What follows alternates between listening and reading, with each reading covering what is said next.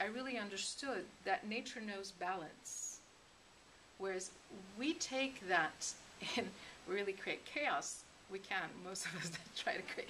But in order to really come back to balance, I don't know about you, but I have to go out to nature, and as soon as I'm in it, I can immediately resonate back and come to center. It's a place of balance. There's no other way I can explain it right now.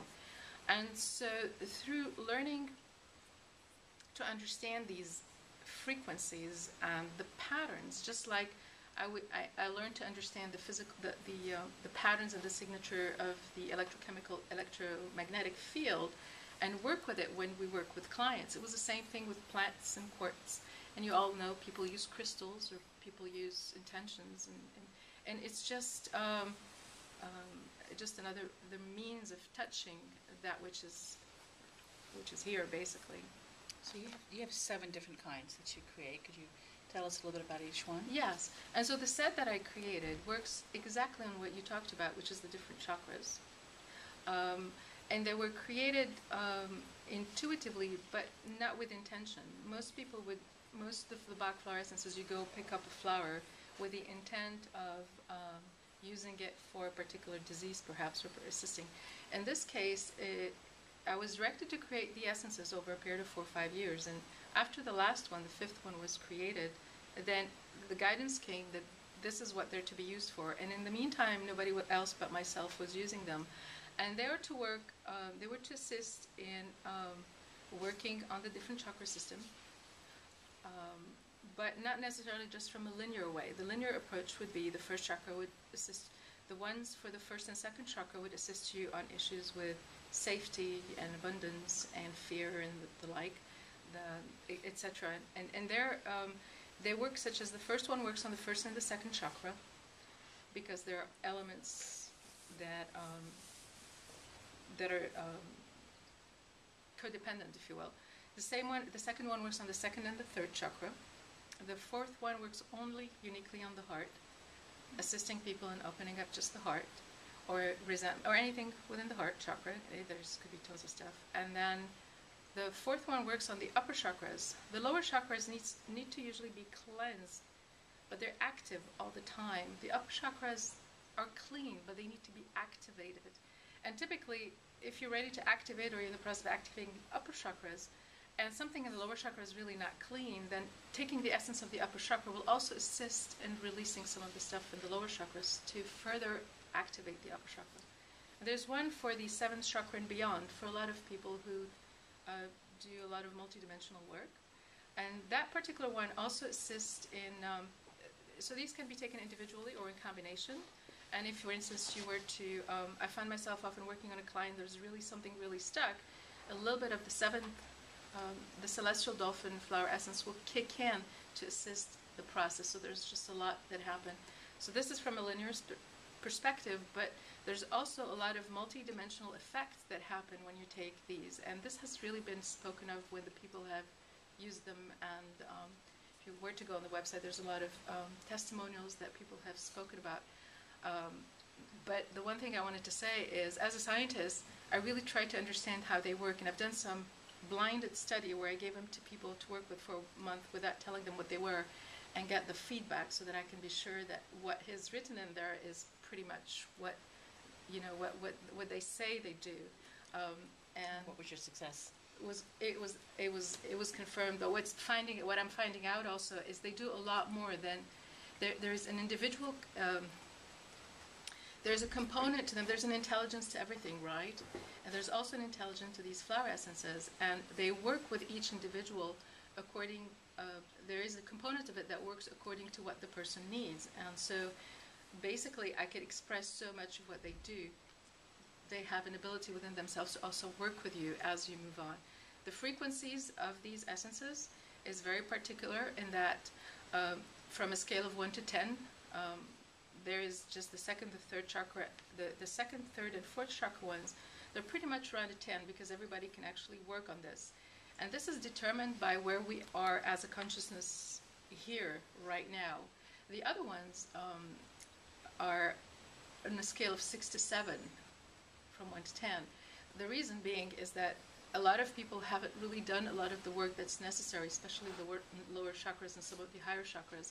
And what happens if you work with these essences several rounds, then you get to work deeper and deeper and deeper with them. So that's the nonlinear effect that they have as well.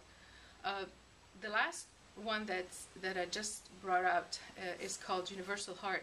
This one just came about, it took 3 months to make it, and the beauty of it is that it assists not on the chakra level at all, but in grounding the fifth dimensional energies that are coming through. The guidance was that it really needed to go out now, even though I wasn't totally ready, because it takes me about a year to get mentally ready to make sure I have everything I know about them.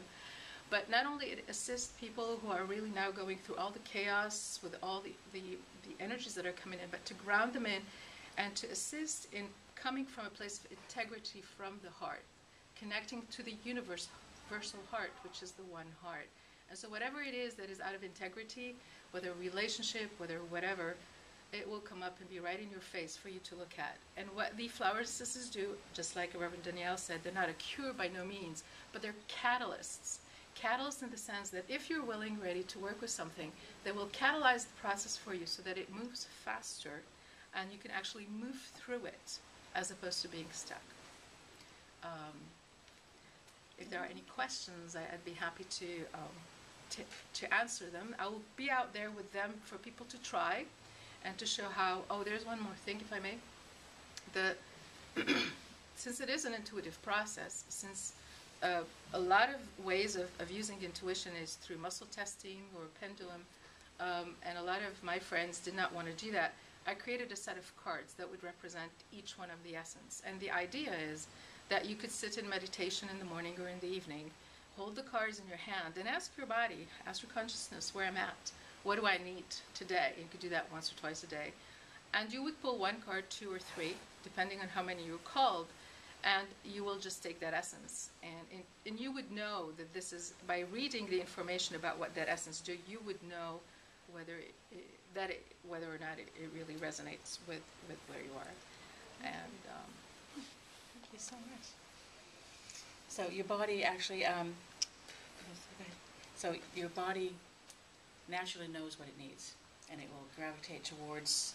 I mean, you can use the cards, but probably if you actually looked at those, your body would actually absolutely long towards the one that it knows that it needs. Right.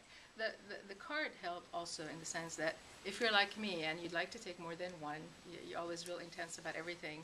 There's a card there that is the void card, and if you really don't need to take 5 essences and you've pulled 5 cards, you have a void card that would show I'd say no, you need 2 or 3.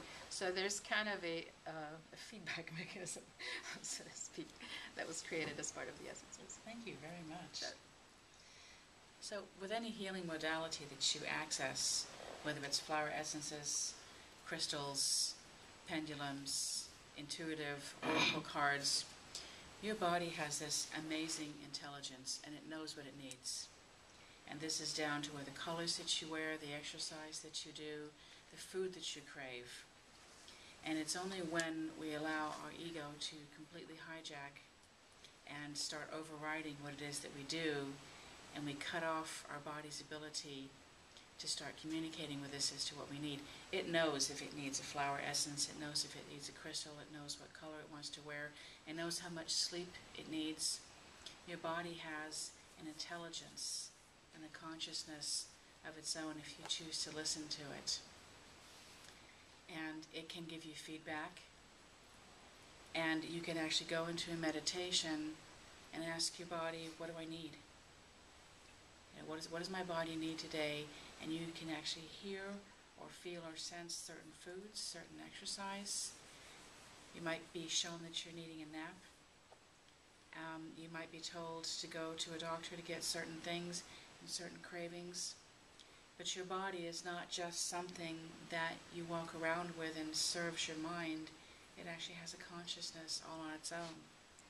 And when you start to work with your emotions and get rid of negative thoughts, your body actually starts rejuvenating, and you can start reversing the aging process. And there's all kinds of antioxidants and things out of there, and you hear about the acacia berries and blueberries and things that are, eradicating